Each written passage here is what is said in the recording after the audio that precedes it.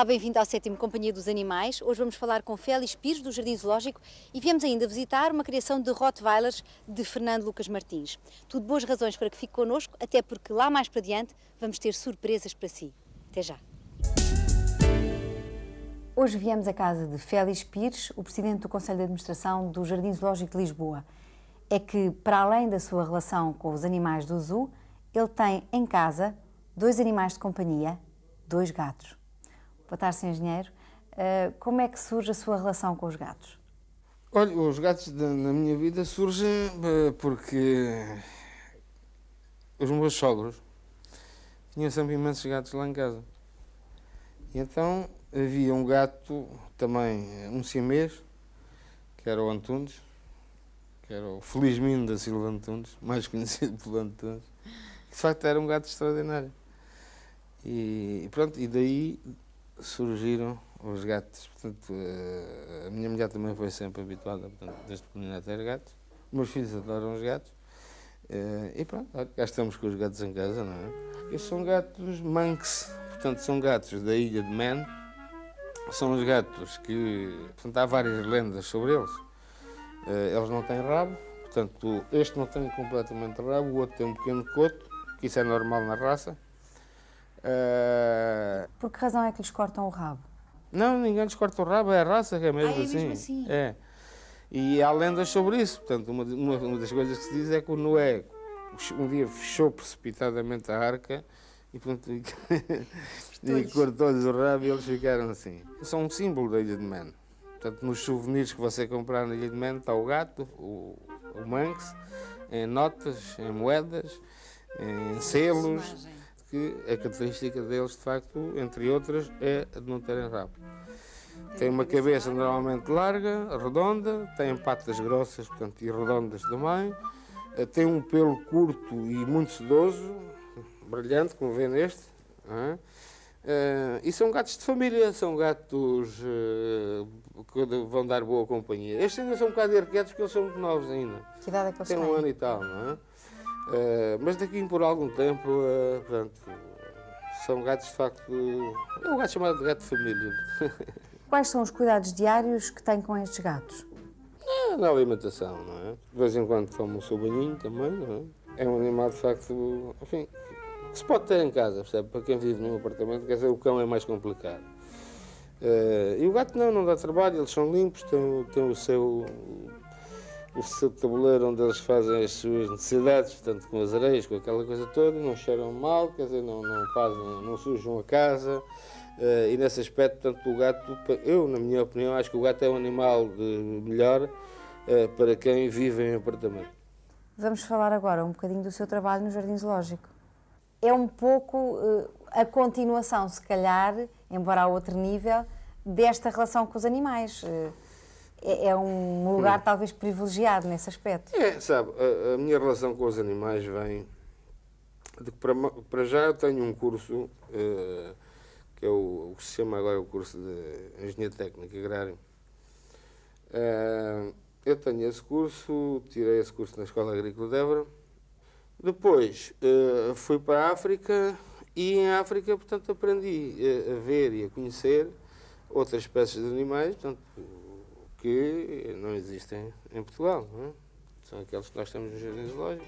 Comecei a gostar, porque eu gosto imenso do campo, da natureza, dos bichos, e comecei a tomar amor por isso, não é? Felizmente, depois quando voltei para Portugal, pronto, aceitei de caras o convite que me foi feito, porque de facto é uma coisa que eu gosto de fazer. Quando chega ao Jardim Zoológico, ainda consegue dar uma volta e ir ver os bichos ou as suas funções no Conselho de Administração o absorvem de tal maneira que não é possível? Olha, eu infelizmente não tenho um contacto tão grande com os animais lá no jardim, porque as minhas funções que hoje desempenho absorvem muito tempo na parte, digamos assim, quer dizer, costumam lá dizer que eu arranjo dinheiro para os outros gastarem. De maneira que... Já não é mau, se não arranjasse, se quisesse gastar era de maneira que não dá assim grande tempo para eu conviver mais com os bichos como aquilo que gostaria. Mas acompanho tudo a par e passo e vou quando posso, portanto vou ver e interessa-me e gosto, não é? É do senso comum que o Jardim Zoológico de Lisboa tem melhorado imenso nos últimos anos, mas penso que há ainda projetos na manga, é verdade? Com este amor que eu tenho pelos bichos e estas coisas, portanto, eu sempre apostei em que transformar o Zoo de Lisboa num dos melhores parques da Europa e mesmo do mundo. Porque nós temos condições para o fazer, sabe? Nós temos um terreno em área suficiente, porque temos 18 hectares que se encontram agora ocupados, mas temos mais 10 para expandir. Portanto, são 28 hectares, que é a área mais que o suficiente para fazer um belo jardim zoológico. Temos uma boa localização, temos bom clima, temos bom pessoal competente, e isso, portanto, reúne, digamos assim, todas as condições para que o Jardim Zoológico seja, de facto, venha a ser, no futuro, um dos melhores parques zoológicos do mundo. Nós hoje estamos inscritos nos EEPs, portanto, que é uma organização europeia de proteções de espécies em vias de extinção, em 32 espécies em vias de extinção. Os zoos são centros pedagógicos, são centros de cultura, são Conservação de espécies. Conservação das espécies, contribuem para o equilíbrio da natureza, etc, etc. Repare, o Jardim Zoológico hoje já tem 250 trabalhadores. Já é uma grande empresa. Quer dizer, não há muitas empresas neste país com 250 trabalhadores. Só em salários pessoal, por exemplo, pode dizer que ano passado se gastaram 650 mil contos. E foi assim que se conseguiu fazer a obra que se fez, onde já foram investidos 3 milhões e meio de contos, que é, como digo, reconhecida internacionalmente esta obra. Temos que investir, para ser um dos melhores parques zoológicos do mundo, há que investir mais 7 milhões de contos. E o grande papel hoje dos jardins zoológicos é contribuir para a preservação das espécies, porque se não fossem os jardins zoológicos, muitas das espécies que hoje existem já tinham desaparecido. Ouça, no planeta Terra desaparecem por dia 3 mil espécies animais. Os jardins zoológicos têm que preservar essas espécies que de um dia mais tarde irão para os seus habitats naturais, desde o momento em que sejam criadas condições nesses países, nessas terras, de proteção, de segurança para esses bichos. Porque senão é mandá-los para o matador. Saem daqui para os matarem. Ora, isso não vale a pena, não é? Projetos a curto prazo. Na zona de entrada dos jardins zoológicos, portanto, onde não existem animais, vamos criar ali uma zona, digamos, de animação. Não é? Com cinemas especiais, portanto, vamos fazer um drive-in, vamos fazer um simulador dinâmico, um cinema 3D, vamos construir um novo restaurante roubando um que está lá velho, vamos animar a zona do Rosaral, o lago vai já entrar em obras, portanto vai ficar um lago giro, portanto com repuxo, com iluminação, e vamos criar ali um espaço, digamos, lúdico, para estar aberto também de abril a outubro à noite, que vai ser rentável e, portanto, nos vai ajudar depois também a investir na parte zoológica, não é? Muito obrigada pela sua conversa connosco e felicidades para os novos projetos do Jardim Zoológico. Muito obrigada.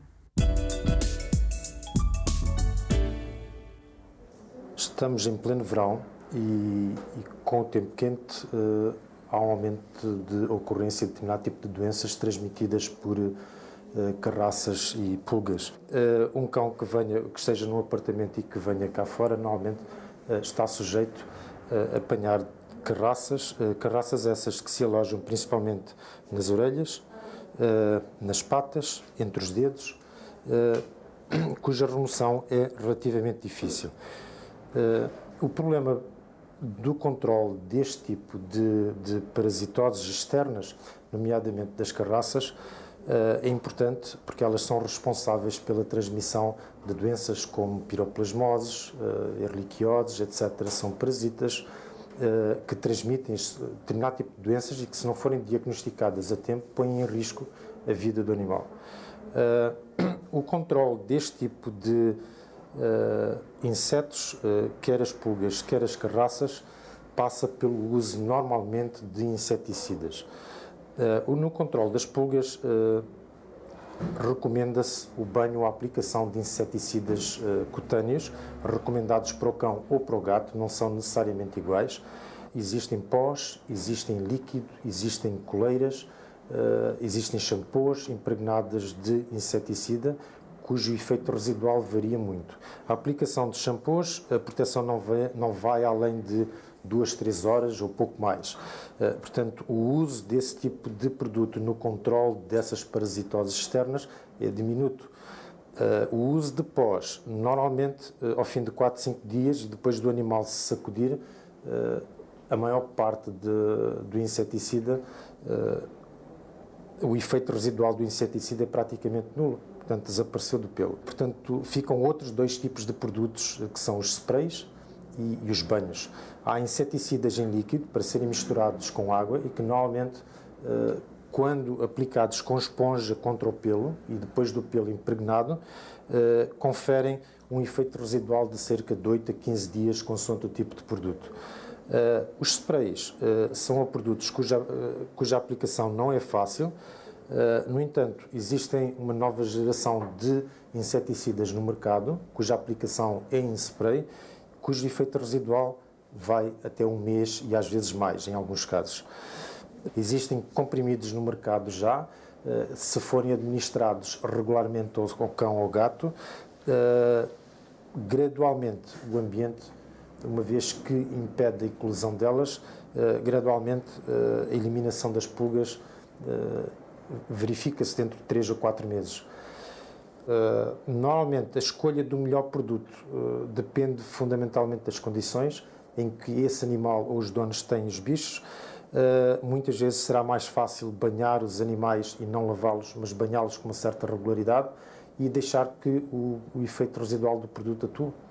Em animais que estejam cá fora em quintais, a escolha do produto normalmente está limitada a determinado tipo de fatores e convém que seja usado um produto com efeito repelente sobre outro tipo de insetos, mosquitos principalmente, porque é outro tipo de inseto que é responsável pela transmissão de determinado tipo de doenças, normalmente a dirofilariose, que são vermes transmitidos pela picada do mosquito e que 6 meses depois se transformam normalmente em larvas de 30 centímetros de comprimento que se alojam no coração e vasos pulmonares, dando origem a estados de degradação do animal, cujo efeito só se nota ao fim de 2, 3 anos. Portanto, são doenças silenciosas e que matam. Outros insetos semelhantes aos mosquitos, que são os flebótomos, ou em inglês são conhecidos por sandflies, e que são transmissores da leishmaniose, que é uma doença que, portanto, graça bastante aqui em Portugal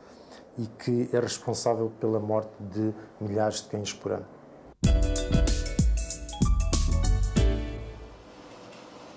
Uma equipa do Companhia dos Animais deslocou-se ao Aquário Vasco da Gama para tomar contacto com os hábitos alimentares das várias espécies animais ali existentes.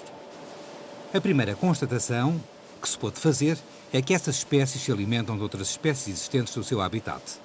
Esta regra é, aliás, válida para toda a vida natural. E para os comensais do Aquário Vasco da Gama, quando chega a hora da comidinha, não pode haver atrasos nem dúvidas. Há que lhes dar aquilo que eles estão habituados a comer. E é esse, por exemplo, o caso dos robalos existentes neste tanque, que se alimentam de bocados de peixe, cuidadosamente partidos, para que o ato alimentar se cumpra da forma mais rápida e da melhor maneira.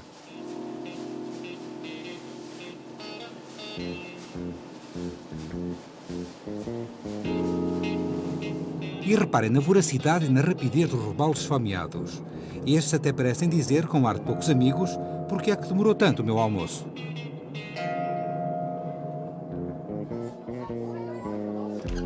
Vejamos agora em que consiste a alimentação do peixe-cão. Ele alimenta-se de minhocas e caranguejos vivos e quando chega a hora da refeição, ei-lo que olha para o alto esperando que uma mão amiga lhe lance uma chuva de minhocas e de camarões para lhe encher a barriga que está a dar horas. Seja camarão ou minhoca, o peixe-cão não leva muito tempo a engoli-los porque a fome não lhe dá tréguas e quem se diverte com este ritual são as crianças que constituem os principais visitantes do aquário.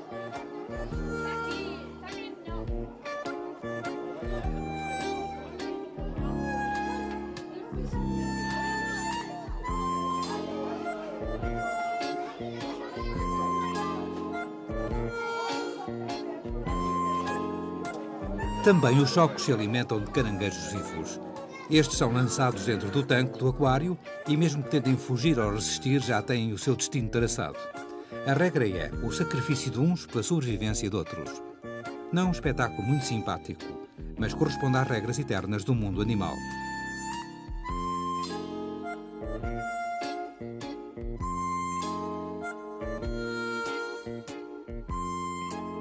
As simpáticas e pachorrentas tartarugas alimentam-se de peixe e mesmo que a refeição leve tempo, porque não podem usar nem os membros nem talheres, o alimento segue o seu destino final.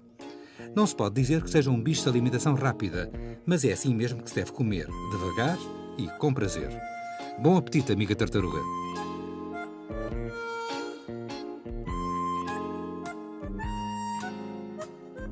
Vemos agora muito de passagem a hora da refeição do vistoso peixe-dragão.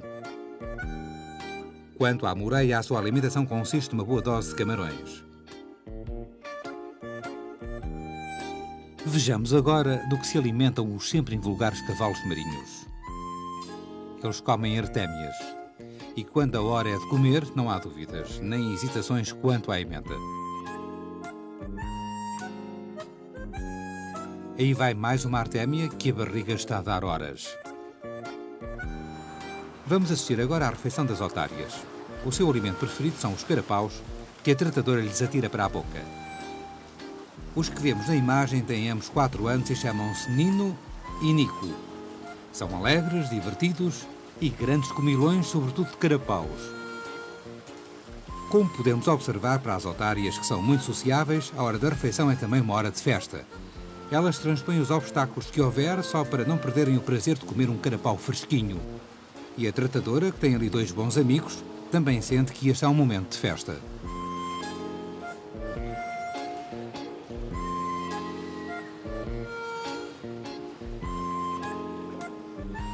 O exemplar que vemos agora chama-se Vitinho e é pai de uma cria que teremos ocasião de observar mais adiante.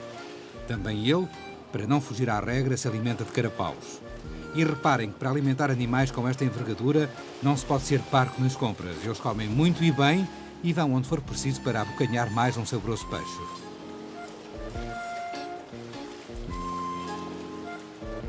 Vemos agora a Olívia, a mulher do Vitinho, com a sua cria de apenas 1 mês, que ainda não come, limitando-se a ser amamentada. Para ela, ainda é demasiado cedo para haver carapaus ao almoço. Os carapaus são para a mãe, que precisa de estar muito bem alimentada.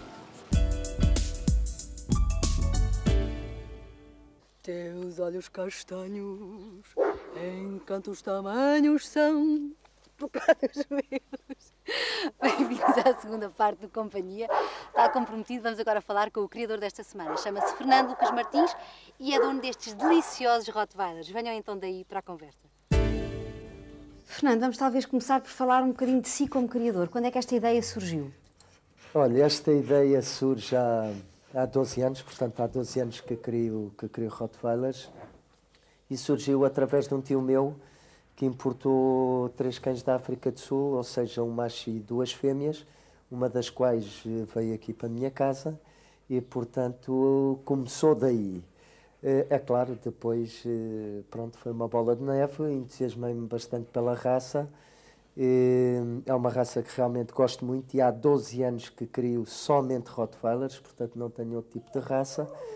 E, portanto, iniciou-se precisamente nessa altura e quando comecei nem tinha a mínima ideia de vir a ter o que tenho hoje, quer em relação ao número de reprodutores que tenho, à qualidade que tenho e aos êxitos que felizmente tenho tido a nível de exposições e até algumas exportações de cachorros já tenho feito para outros países. E quantos reprodutores é que tem neste momento? Olha, tenho 12 cadelas e 3 machos. E, portanto, em fases etárias diferentes, com várias idades. Portanto, o animal mais velho que eu tenho tem neste momento 9 anos. E tive uma cadela que morreu, infelizmente, com muita pena minha, que foi essa cadela que iniciou a raça em Portugal. Morreu há coisa de 1 mês com problema de coração. Felizmente que foi rápido, foi fulminante. E depois tenho cachorros com 6, 7 meses, para mais tarde reproduzir com eles e fazer exposições. Mas na totalidade são 12 cadelas e 3 machos. Vamos então também falar um bocadinho desta raça, qual é a sua origem e quais são as suas funções? Portanto, estes cães são de origem alemã. Portanto, o Rottweiler de hoje foi o cruzamento de várias raças, incluindo o mastim do Tibete, o próprio Bouvier de Bernois, que depois veio a dar realmente o que é hoje o Rottweiler. E é uma raça que se fixou na Alemanha, na zona sul da Alemanha, e acabou por se fixar na cidade que hoje lhe deu o nome, que é a cidade de Rottweil. É um cão de trabalho, é um cão de utilidade, um cão de guarda, defesa. Foi um cão que foi utilizado noutros tempos como cão de pastor.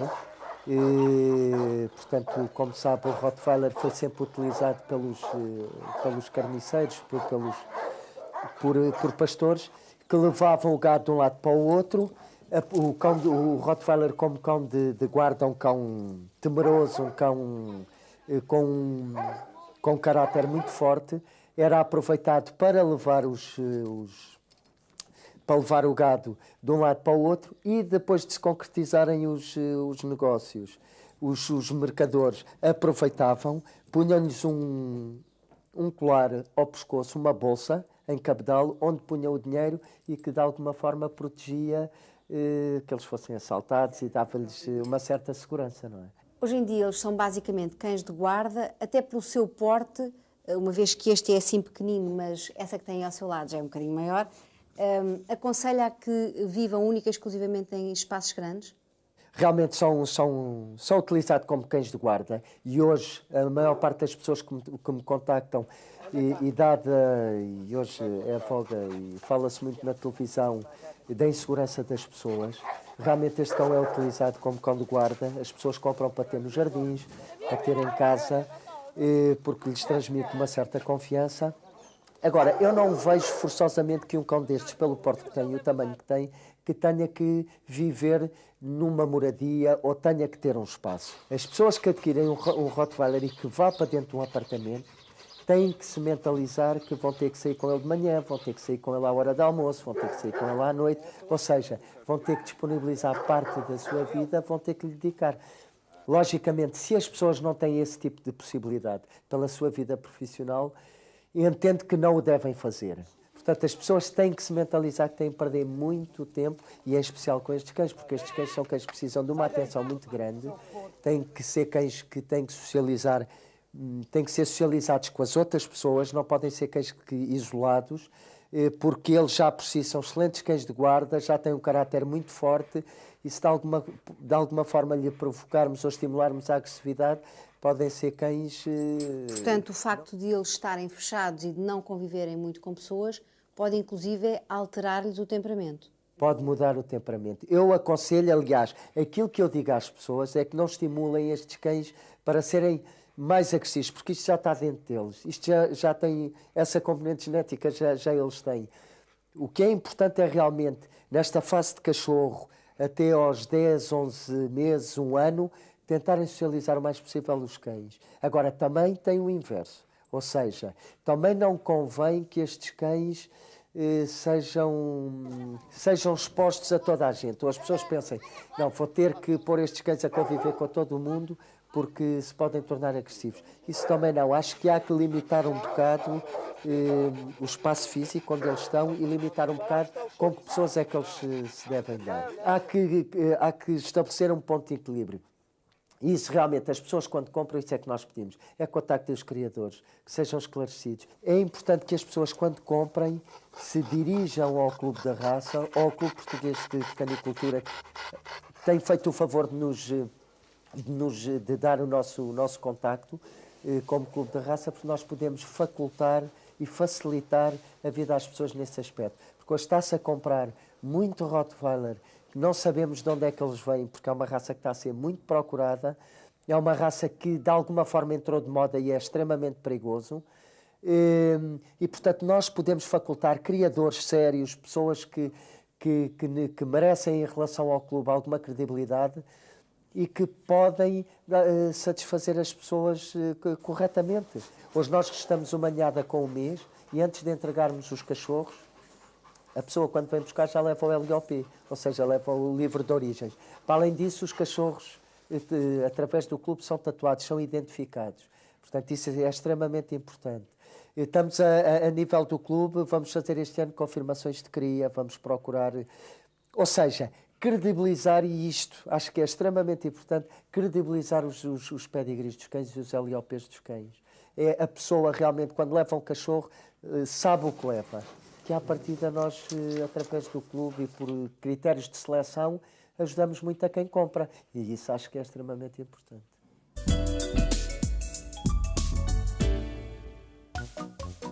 Estamos agora a ver imagens do 7º cão mais pontuado no campeonato de 1996.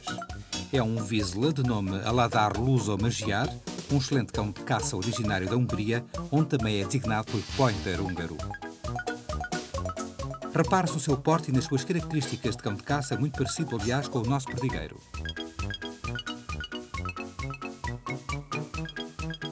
Dotado de excelente faro, é um invulgar cão de parar e cobrador de caça. A raça quase se extinguiu entre a Primeira e a Segunda Guerras Mundiais, mas a persistência de caçadores que levaram exemplares para a Áustria, a Alemanha e a Itália permitiu a sua preservação, sendo hoje muito apreciada em todo o mundo.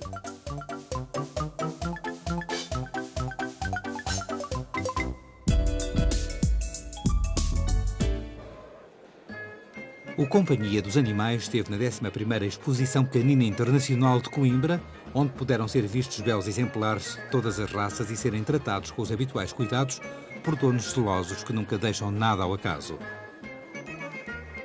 Neste Shih Tzu é muito importante que o risco ao meio não sofra desvios. Daí o extremo cuidado na forma de o pentear. Enfim, muito rigor para quem leva estas exposições a sério. Estamos já a ver imagens de cachorros que desfilaram perante o júri exibindo as suas qualidades. Este Lhasa Apso Shih Tzu genuína foi o vencedor desta classe. Aqui o temos garbosamente no pódio. Esta é a classe juniores apresentados a concurso. Aqui também não faltou qualidade e variedade entre os concorrentes. O vencedor foi este galgo, o Whippet, de nome Meryl Streep du Sac Analyse, que ainda parece não acreditar na vitória. Estamos agora a ver exemplares das raças portuguesas apresentadas nesta exposição internacional. Foi mais um momento de valorização e divulgação dos cães portugueses de qualidade. O vencedor foi este podengo pequeno, já muito acostumado a estas andanças, chamado Ervilha da Praia do Ribatejo, que partilha com o dono estes breves momentos de glória. Com ar triunfante, apesar do seu pequeno porte, aqui temos o podengo vencedor. Os finalistas em classe aberta, primeiro e segundo grupos, Bobtail e Boxer. Do terceiro e quarto, Dandy Dimon e Baixote. Do quinto e sexto, Siberian Husky e Basset Hound. Do sétimo, Pointer. Do oitavo, Labrador. Do nono, Shih Tzu. E do 10º, Galgo Afghan. E o vencedor foi esta fêmea Husky, Coco Chanel. De porte garboso, movimento soberbo e magnífico pelo que, no entender do júri, foi bem merecedora da distinção. Este Best in Show da 11ª Exposição de Coimbra teve bastante qualidade, teve 10 exemplares de grande qualidade. O Husky foi o vencedor porque estava em grande forma, é realmente uma cadela muito bem apresentada, com um pelo fabuloso, um movimento fora de série e uma posição de caudas fantástica. De facto, é um grande exemplar e eu penso, na minha opinião, por isso a escolhi, de facto era o melhor exemplar desta exposição. Estava realmente de uma forma espetacular. E pronto, chegamos ao fim deste Companhia dos Animais. Para a semana haverá mais histórias e, sobretudo, mais bichos. Até lá, já sabe, não abandone os animais e, sobretudo, goze bem a companhia deles.